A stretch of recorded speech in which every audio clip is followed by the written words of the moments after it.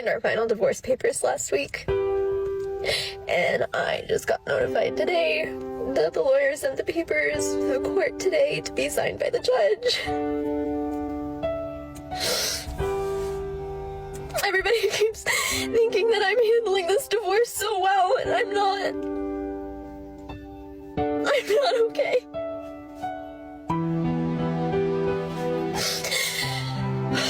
Next week would have been our 9-year anniversary. And I don't know what I'm supposed to do with myself.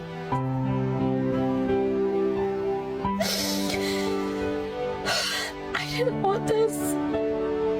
I never wanted this. And it hurts and it sucks and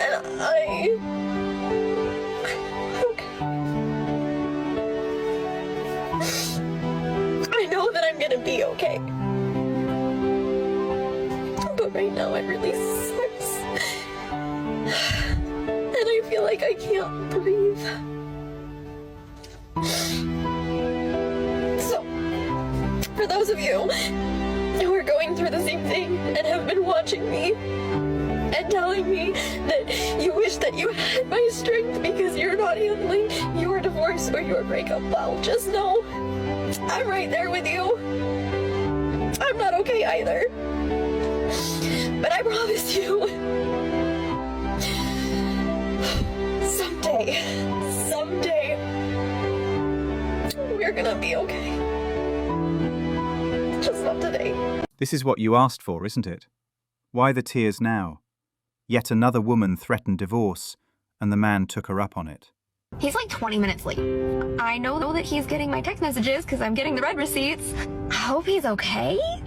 I don't know, like how long do I wait? It's been 30 minutes. I tried to call him. I tried to text him. I haven't gotten an answer. So I don't really know what to do. I don't know. Oh.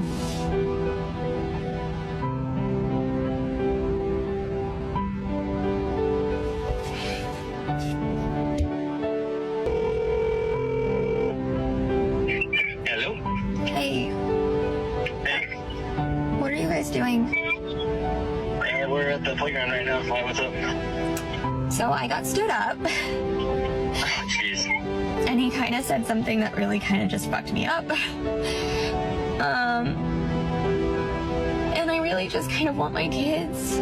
If maybe you would bring the kids to come and I can just do it with them instead. Let me call Mom and let her know what's going on, because, I think they'd enjoy kayaking, but last time I asked them, or let them know, so. Okay, just let me know. Alrighty. Alright, I'll thanks. let you know what's going on. Alright, thank you. Yep. Alright, bye. Bye. This was my first Christmas as a divorced single mom. You want to know how it went? It is currently 8 a.m. on December 26th, and I just woke up an hour ago after sleeping for the last 20 hours.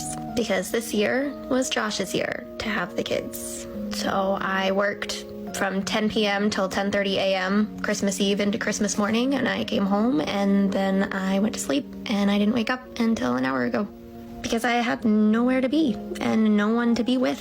For the last 11 years of my life, my Christmases have been spent with my in-laws because that was the family that I had. And I don't have that anymore. I have one half-sister who I talk to occasionally who is in a completely different state, so couldn't spend Christmas with her. Other than that, I don't have family. And all of my friends were spending Christmas with their families, so I slept. I wish more single parents who had to share their children for the holidays would talk about how much this sucks. And I know it sucks to be the downer of the holiday season, but also because nobody talks about it, I feel like I'm alone in feeling like this, and it really sucks. Anyways, I hope all of you had a much better Christmas than I did, and I'm gonna go and find something to do for the next week until my kids come home. Why is divorce such a trend? She wanted a divorce to find herself, but she just found herself alone. Notice how it's all about how she feels, without any consideration for how it affects the children. She didn't realize how good her life was until she made the choice to divorce the great guy. Josh, we are all rooting for you. It's currently 2 months past divorce. Not divorce, past him abandoning me.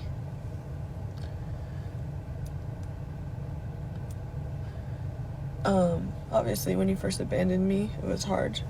Cried a lot. And then I thought I was okay. But no.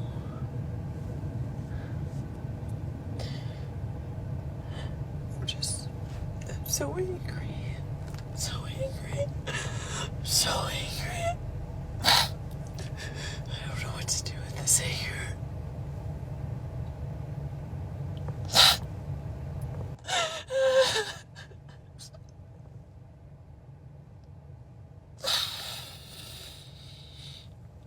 I don't understand how someone can treat another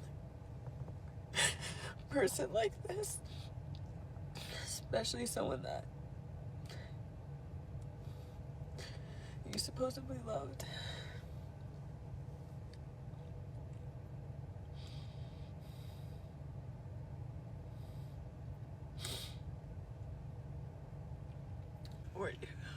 Where do you go?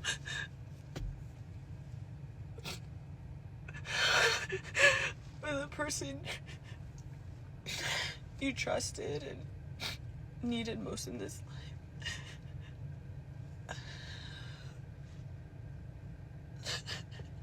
Just hates you for no reason. What do I do with this? What do I do with this? I don't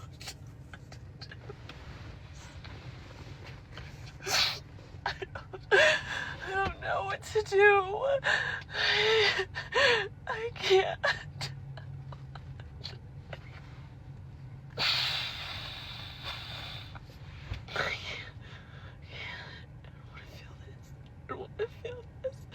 I don't want to feel this. Such an emotional and vulnerable stage, yet she has all the time to make this video and upload it on TikTok. Wow. So I saw a comment, I deleted it, but I need to respond to it. Someone asked to hear my husband's side. So let me tell you, my husband's side. Well, he loved me and gave me everything he had, did everything in the world for me.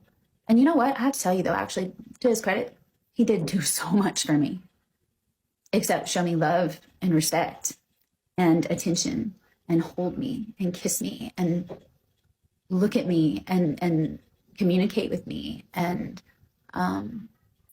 try to have conflict resolution ever. He did everything in the world that money could do or he could physically do, but emotionally, he's been gone since month 2, and I happen to be pregnant. So there's that, and that's very typical of the personality type I'm dealing with. There you have it. So I've got a business idea. We need to come up with a robot boyfriend or girlfriend, partner, whatever, for people that are going through a divorce. That way, you don't feel super lonely, and you can or is there like a service of men or women, but for me it'd be man, that I could buy to just give me compliments all day and tell me he loves me and everything's gonna be okay, and call me and check on me and just build me the hell up. And because I don't actually want someone, I just want some affirmation right now. So we need to create a service like this. I'm taking applicants right now. This isn't her husband's side. It's her interpretation of his side. So it's actually her side. Fully dependent on external validation, and yet he's the entire problem. And I hate to be one of those women that come on TikTok and cry, and people are like, why is she doing that? I'll tell you that almost 2 years ago, my ex and I divorced after 23 years of marriage. And it's been almost 2 years. It has been the hardest, most loneliest time of my life. I mean, if somebody would have said that I would feel and walked through what I have walked through, I would have said, no, I won't, because I will not make it. I will not survive very long. I just pulled in my driveway from work and I don't want to go inside because my kids aren't home this week. I also, when I look to the left, I see our basketball court and 2 basketballs in the yard. And I'm not going to move those. They're reminders of these precious children that I have and that I can't stop. But man, times like this suck when I don't want to go inside my home because there's no one to go home to. No one is in there waiting for me. I will not be greeted by anybody. And that is a really hard place to be. So, I don't have any like crazy magic words that'll make you feel better if you're experiencing that. Just know that you're not alone, and these feelings, we all know they come and go. Last night I pulled into my driveway just feeling fine. I was actually a little bit excited that I just had the night to myself. But today it just hit me. You just never plan on things like this happening. So again, I don't have anything earth-shattering to tell you except that you are not alone in those feelings. And probably an important thing to do is to reach out to somebody that's healthy, not just anybody. While I think it's important to sit in those feelings and that grief, because there's so much growth happening, like I know there is. You miss the empty home right now, but don't remember how miserable you made the home for your husband back then. Okay, the drama of a single life. Seriously, this is why I'm going to be single forever. If I can't get over this. Okay, so I don't do the online dating thing. Like, it stresses me out, so I just don't do it. Plus, it doesn't feel good for me. So that means I have to meet people in the wild. So I met a guy, and we've been chatting for a couple of weeks, and then he asked if he could give me my phone number, if we could hang out outside of where I met him. And I was like, yeah, that'd be cool. And then he was like, okay, see you later, friend. So I'm like under the assumption this is like a friend thing, right? Which is totally cool. I'm 100% okay with that, but it still is leading me to this dilemma. Your girl doesn't want to get ready to go out. I'm legit in my workout clothes and I'm comfortable. And now I gotta go put makeup on and do my hair and come up with an outfit. And that is a lot of freaking work. But if I ever want to not be single, not that this is a real date, because it's not, but I do need to like get out in public, right? Are there any other singles out there that can relate to this? Because, help. Power and choices come with responsibility and effort. Alien concepts for modern women. One time, a man flew me out to California for a date, like a whole weekend. We're having a great time, okay? Wine tasting, all this stuff, meeting friends. At the wine tasting, we're at like our second spot. We're a little buzzed, whatever. The truth starts coming out, right? I'm mid-sip. He's like, I need to tell you something. What do you need to tell me? Well, you need to know that you're a 6. Excuse me, what do you mean I'm a 6? No, you need to know that your looks qualify you as a 6. And I was like, why are you telling, this is kind of inappropriate. And like, why are you telling me that? He's like, you just need to know your place, that you're a 6. What? You flew me out here to see me. You're attracted to me. You wanted to see me, and now you're telling me that I need to know my place and that I'm a 6? What? I'm sorry. What? Anyways, I then continued to have like a 6-month situationship with that man. Spot on. They have too much time to think about what's not happening. A lazy mind is a dangerous mind. There's one thing that drains a man faster than anything else in a relationship. Yeah. And most women do it every single day without realizing. Yeah. It's not about what you're saying, it's how you're saying it. Mm-hmm. The tone of voice. A lot of women don't realize they've stopped using that soft, warm voice with their man. Yeah. Everything comes out sharp, complaining about this, nagging about that, bringing up what he didn't do. And when was the last time you said something genuinely positive? Not sarcastic, not backhanded, just appreciative. Most of the time it's 90% critical and maybe 10% positive, if that. Yeah. And then we wonder why he seems distant or checked out. Yeah. That constant negativity, it's draining. Every man needs a place where he feels safe, respected, and welcomed, not spoken to like he's already failed before he even tries. Because when a man feels valued, he naturally gives more, loves harder, and shows up better, and it brings out the version of him you always wanted. Yeah. Your man craves your softness, your warmth. He needs to feel like you actually like him. At least he was honest. 6 is on the optimistic side.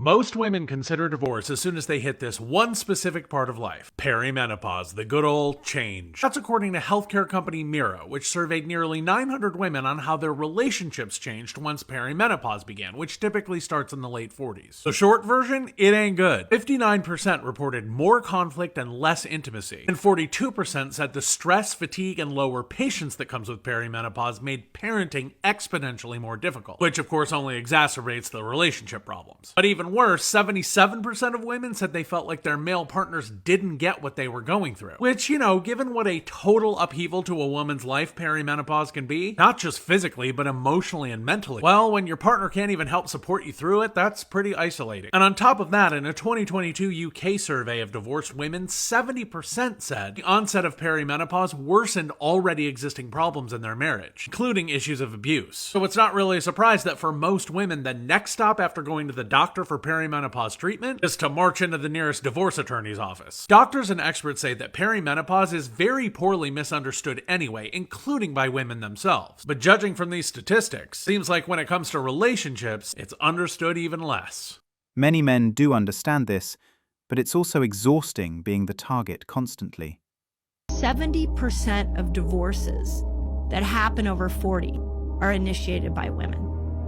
Okay, why is that? Well, as she loses these hormones, there are so many brain changes that are happening.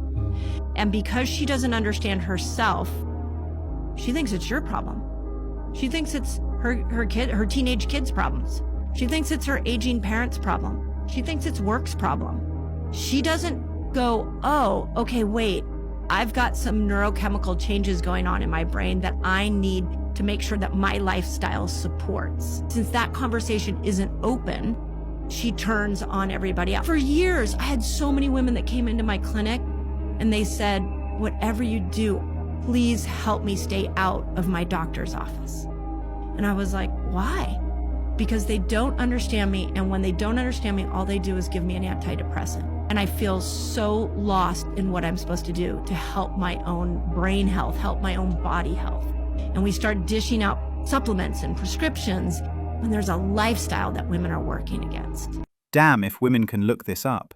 Rather be bitter all day, we would all be in a better place. 60 to 70% of divorces are initiated by women after the age of 40. Let that hit you in the face. Women are straight up dumping their husbands once the kids are grown and the hormones start doing backflips and cartwheels. This is the latest data. Women initiate about 69% of divorces, and among couples over 50, that gray divorce, that number stays roughly the same, around 66 to 70%. And in many cases, men are blindsided while the woman was emotionally checked out long before the papers were filed. Why? Here's the brutal truth. The first reason is she is done with your If you stopped taking her on dates, stopped taking care of yourself, came home, grabbed the phone, cracked the beer, ate the chips, and zoned out on the game while she handled the house, the kids, the emotions, everything, she's over it. You became her roommate with a friggin' pulse. She's tired of being your maid and or your mom, and she knows that she deserves better. The second reason, if you married her at 22, what did you expect to happen 30 years later? She's a completely different person. New passions, new confidence, new boundaries. If you did not grow with her, if you stayed stuck in the same habits, you weren't improving yourself, your sex game went stale, you stopped being adventurous, she got bored. She evolved and you didn't. And she's not settling for that old version of you anymore. Third reason is menopause.